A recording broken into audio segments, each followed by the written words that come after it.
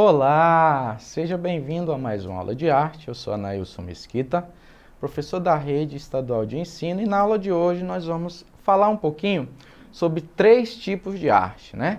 A arte grega, a arte romana e a arte gótica, que são estilos aí que têm as suas peculiaridades, né? E tem também as suas relações entre elas, né? Então, vamos lá, olha só. A arte grega, galera, abarca todas as manifestações artísticas e revela a história, né, a estética e mesmo a filosofia da civilização grega, né? O povo grego foi, na antiguidade, um dos que exibiam manifestações culturais mais livres, né? Rendendo-se pouco às ordens de reis e sacerdotes, pois acreditavam que o ser humano era a concepção mais incrível do universo, né? Então, por esta razão, eles davam mais valor, né, às formas humanas, né? A gente consegue observar isso nos filmes que retratam a mitologia grega, né? Nos desenhos, né? E vários outros aí, pinturas, tudo isso a gente consegue observar esse pensamento grego, né? A arte grega passou pelos períodos arcaico, clássico e helenístico, e cada um dessas fases históricas influenciou a elaboração de obras de artes diferentes, tá? Então aí nós temos obras de período arcaico que são diferentes de clássicos e helênicos também. Tranquilo? Veja nessa imagem, né, que a gente consegue observar o rosto de uma mulher, não é? E a gente consegue também observar as formas dessa mulher, não é? Mesmo que sejam formas que não representam em si as nossas formas, mas são praticamente idênticas, né? Coisas que estão presentes aí no nosso corpo, como cabelo, orelha, olhos, né, boca, nariz, mãos, e tem aí um trabalho bem interessante com relação à forma, né? A gente vê que é uma obra que está em alto relevo, né? Tentando representar o máximo aí das formas humanas. Tranquilo? Bom, algumas características aí da arte grega, né? Os gregos se destacaram especialmente na pintura, na arquitetura e na escultura, né? Vejamos algumas características. Nós temos a simetria. O que é a simetria, professor? Simetria é uma parte, né, que é igualada à outra parte, é idêntica. Isso é simetria, né? Algo simétrico. Perfeição, né, no caso aí das obras, principalmente de pintura, arquitetura, né? E a escultura, eles tentavam fazer de um modo mais perfeito possível, a gente pode observar por a imagem, né? E fazer essa correlação, né, com os objetos também que fazem parte da escultura. Obras realizadas a partir de modelos vivos, né? Então, as pessoas, elas ficavam, os modelos, né, eram pessoas e eles ficavam imóveis ali durante horas, enquanto os artistas produziam, né, uma escultura deste modelo, desta pessoa, né?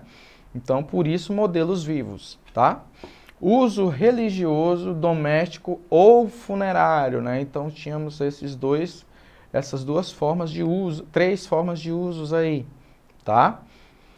E a valorização do ser humano, né? A valorização das formas do ser humano, né? Dentro da própria literatura, dentro da língua portuguesa, a gente estuda essas partes aí da literatura onde os próprios gregos trazem em si esse papel, né, de valorização do ser humano, valorização do belo, né? A cultura do belo, no caso. Não é verdade? Muito bem. As pinturas e esculturas eram concebidas a fim de serem belas e perfeitas, né? De acordo com os princípios da filosofia grega. Essa talvez seja a principal característica da arte grega. o que a torna singular e cujas influências são visíveis até os nossos dias de hoje, né? Então, até hoje a gente estuda a arte grega para entender como que eles produziam e, né, qual o pensamento, qual a filosofia disso tudo. As artes foram ainda influenciadas pelas próprias civilizações com as quais, né, a Grécia se relacionava. Afinal, a Magna Grécia compreendeu possessões na costa da Turquia, Macedônia e sul da Itália. Tranquilo? Então, além disso, eles tiveram aí influência também de outros povos, né?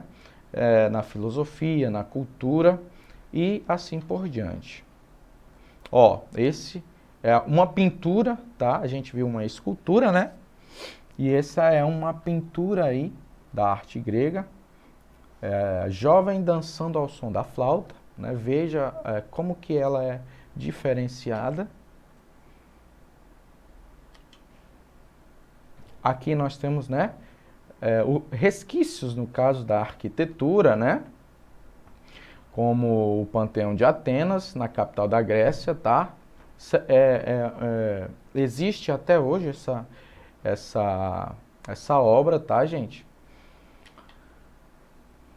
E a romana, né? A arte romana foi produzida pelos povo pertencente à Roma antiga e perdurou aproximadamente, tá, do século 8 ao século 4, tá, depois de Cristo. Um é 8 antes de Cristo e o outro é depois de Cristo, tá, gente? Então foi fortemente influenciada pelos etruscos e gregos. Quem foram os etruscos? Os povos aí anteriores aos italianos, né? Aí os romanos aí antes os povos originários aí daquela região, certo? Sendo que as manifestações artísticas mais significativas remontam ao estabelecimento da República no ano de 509 a.C. Tranquilo?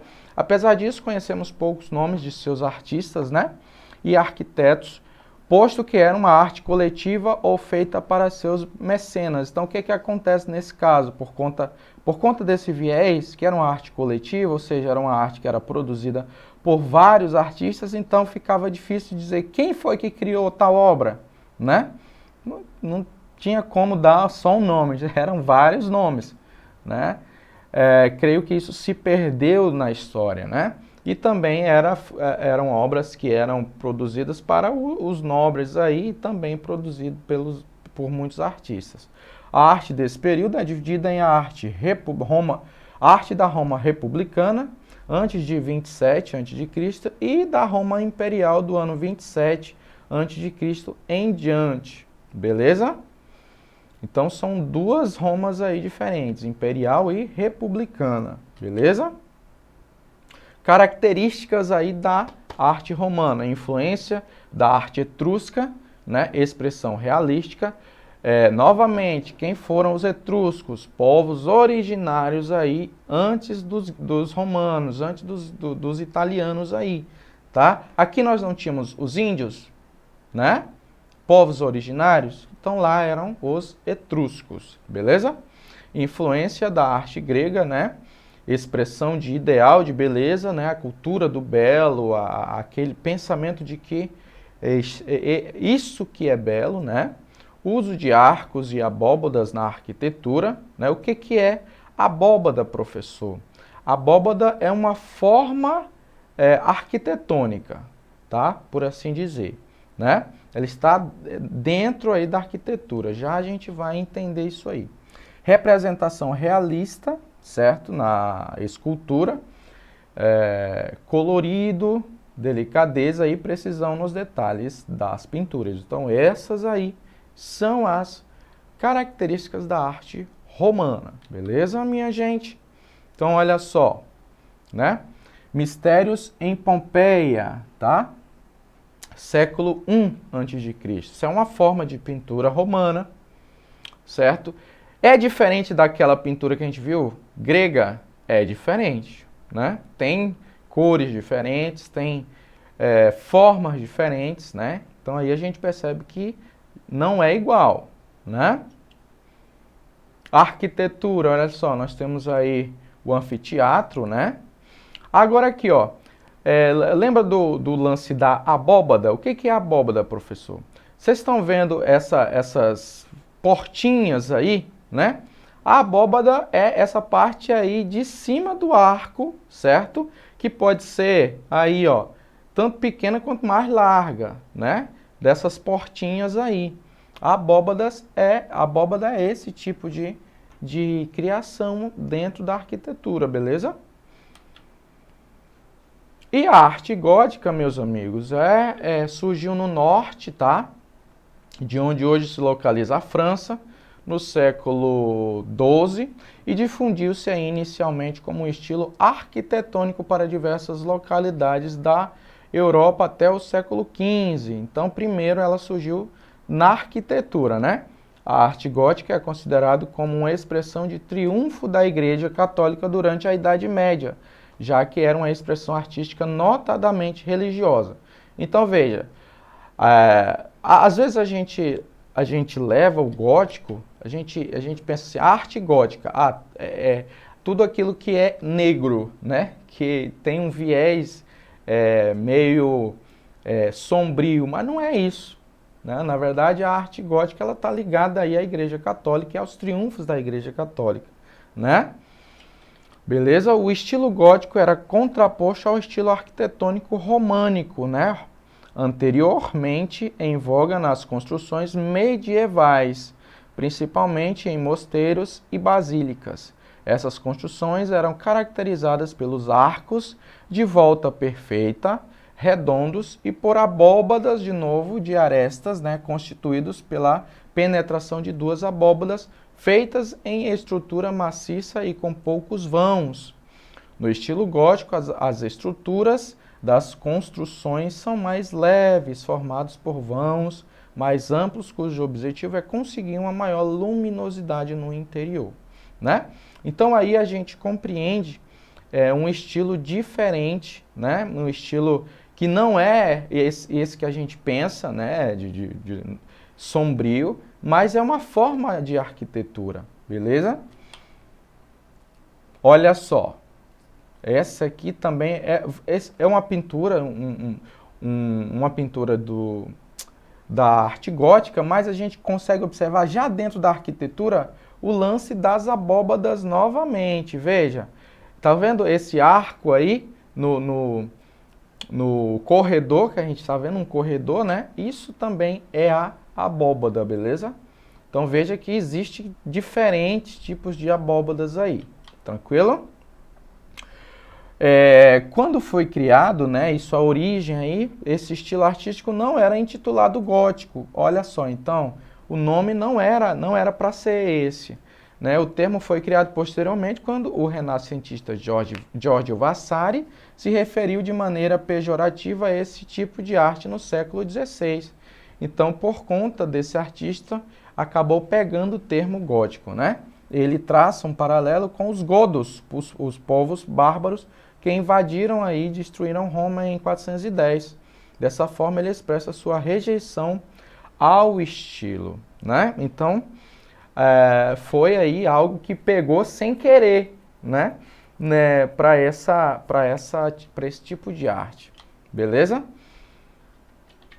Olha só essa construção gótica, tá? Veja que é algo diferente, né? Algo aí bem, como é que a gente pode colocar, bem representativo da arte, né? Então é bem interessante. E aí nós temos as rosáceas que são bem presentes aí, tá? No estilo gótico, beleza, galera? Até mesmo para fazer com que entre mais também luminosidade também ao recinto, né? Tranquilo? Muito interessante esse estilo. Dentro aí nós temos as esculturas. Veja como as esculturas elas são representativas aí de reis, né? Alto relevo, né? Aí nós temos as figuras gárgulas, que são bem representativas aí dentro do estilo gótico, tá? Aparecem bastante na arte gótica, beleza, meus amigos? Muito bem, na aula de hoje fizemos uma pequena viagem, né, para observar aí a arte grega, romana e gótica. E agora, gente, você vai fazer o seguinte, você vai escrever no seu caderno uma característica de cada arte que a gente viu. Você vai colocar, ó, arte grega, ó, característica, uma é essa, arte romana, uma característica, né, e arte gótica, outra característica. Mesmo que várias delas tenham várias características. Você vai colocar uma delas para que você vá entendendo um pouquinho, beleza? Então, por hoje é só. Não esqueça de acessar a nossa plataforma Eduque e até a nossa próxima aula. Até mais.